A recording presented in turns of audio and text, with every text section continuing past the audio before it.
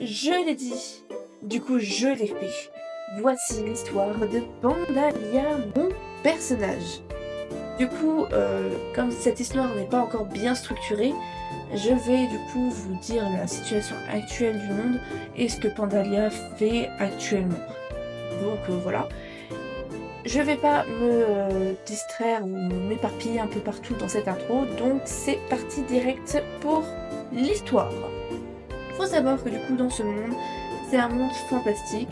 Du coup il y a des guildes, il y a des aventuriers, il y a des monstres, etc. Dragons, slimes, etc. Il y a de la magie et tout et tout. Mais il faut retenir une chose, il y a 3 grands royaumes dans ce monde. Eridian, Lipa et Jirio. Avec du coup au centre de ces 3 royaumes, il y a la cité centrale de Taïwan, qui est du coup une cité qui regroupe les 3 peuples de ces 3 royaumes. Du coup, il faut savoir du coup que les gens là-bas ont tous du mana en eux, à part une catégorie que je vais venir plus tard là-dessus. Du coup, grâce à ce mana, ils peuvent contrôler la magie primaire. Du coup, en soi, la magie de la nature, des soins, etc. Ce qu'on voit généralement dans les histoires fantastiques. Mais certaines personnes, qui entre 12 et 15 ans, peuvent avoir un éveil qui leur permettra du coup de créer leur propre forme de magie, mais qui sont quand même dans des catégories bien spécifiques. On va les appeler du coup les spécialistes, et du coup les 3 catégories sont celles des scientifiques, des historiens et des ingénieurs.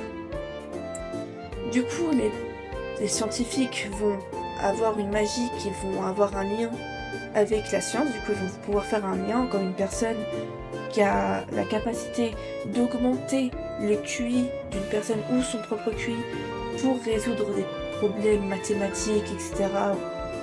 Quoi que ce soit de scientifique comme ça.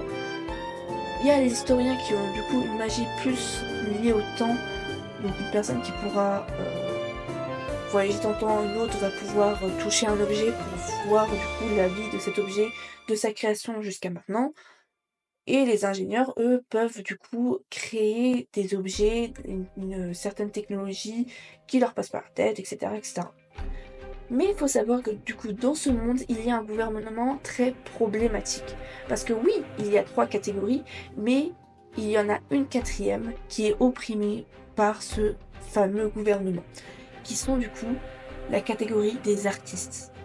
Parce que du coup, les artistes, eux, leur magie a un lien au rêve et à l'espoir. Et à cause de ça, ça pourrait empêcher du coup le gouvernement de régner comme ils veulent, car ce gouvernement-là ne manipule le peuple à leur guise. Donc en soi, de gros hypocrites quoi. Du coup, maintenant que je vais montrer un peu le gouvernement qui est un peu problématique, faut savoir du coup, comme je l'ai dit avant, il y a certaines personnes qui n'ont pas de mana. Et en fait, ces personnes-là qui n'ont pas de mana, c'est lié à une maladie qui leur vide de leur mana. Et soit ils meurent prématurément, soit grâce au traitement que certains spécialistes scientifiques ont créé, ils vont avoir quelque chose qui va remplacer le mana, mais du coup ils ne pourront pas manipuler la magie comme tout le monde. En plus de ça, avec l'apparition de la magie qui est là depuis beaucoup de très longtemps, eh bien il y a eu certaines mutations chez certaines personnes. Du coup, comme vous voyez, mon personnage Pandalia a des oreilles de panda. Et c'est une de ces fameuses mutations. Il y a des personnes du coup qui vont avoir des yeux de félin, mais ils ne font pas partie forcément de la catégorie des hommes animaux, ou des personnes qui ont des oreilles pointues, mais qui ne font pas forcément partie de la catégorie des elfes. Et du coup, Pandalia, pour revenir du coup sur son histoire dans ce monde-là, Pandalia du coup fait partie de cette fameuse catégorie des artistes, et du coup, elle a quitté sa famille pour pas leur attirer de problèmes, vu que cette catégorie est opprimée et cachée. Il faut savoir que le peuple de base ne sait pas qu'il y a des artistes, et qu'ils sont là pour leur donner du rêve et de l'espoir. Et du coup, comme elle a quitté sa famille très tôt, à l'âge de 14 ans, du coup, quand elle a eu son éveil, elle a cherché un travail, elle a trouvé un travail qui, au long terme, lui a permis d'ouvrir sa propre échoppe de magie à ses 18 ans. Mais il faut savoir qu'elle ne vend pas que des produits de magie, etc. Elle a aussi une activité extérieure où elle protège les gens d'une certaine catégorie de monstres qui aspirent l'énergie positive. Et il faut savoir que ces monstres-là ne peuvent être battus que par les mages artistes, du coup. Comme ça qu'on les appelle, ceux qui sont de la catégorie artiste. Du coup, comme une super mage, elle combat les monstres, etc. avec une identité cachée. Et du coup, c'est ce qui se passe du coup un peu dans sa vie. La journée, elle vend des choses, des produits magiques, etc., des potions, etc.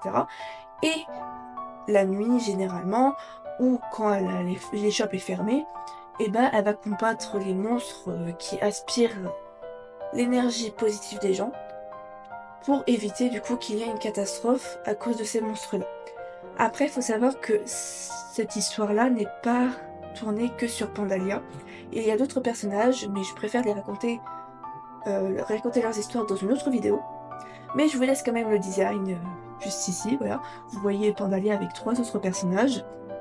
Je voulais dire aussi que Pandalia, je préfère préciser ça, Pandalia, elle vit à Taïwanais, elle vit à Taïwanais, mais elle a des origines d'Eridia. Et à Eridia, il y a une mode en soi, c'est un habillement traditionnel où du coup les femmes ou certains hommes peuvent porter le voile. Donc voilà. C'est comme ça explique aussi que mon personnage porte le voile. Comme ça au moins c'est fait et il n'y a pas de drama là-dessus. Donc c'est voilà, j'espère du coup que cette petite histoire, enfin le contexte de cette histoire vous aura plu. Et du coup si vous voulez savoir l'histoire d'un des personnages que je vous ai montré, en priorité en tout cas, par exemple vous voulez voir celle de la fille avec les cheveux blancs ou d'un des garçons, bah vous me dites et en commentaire et bah du coup je verrai en soi qui veut quoi, qui veut voir l'histoire de qui en premier et comme ça j'aviserai pour les prochaines vidéos.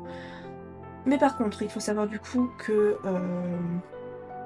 comme je l'ai dit, l'histoire n'est pas structurée, il n'y a que une idée principale d'abord, mais si j'arrive bien à structurer etc, peut-être que plus tard je vous mettrai l'histoire accessible, comme ça vous pouvez la lire ou quelque chose comme ça. Et après je verrai si dans quel contexte je publierai cette histoire. Est-ce que ce sera plus un livre, un manga ou autre chose, on verra bien. Donc si vous avez aimé tout ce que je viens de vous dire, n'hésitez pas à mettre un pouce bleu, à vous abonner parce que ça donne énormément de soutien. Et je vous dis à la prochaine vidéo. Ciao ciao tout le monde!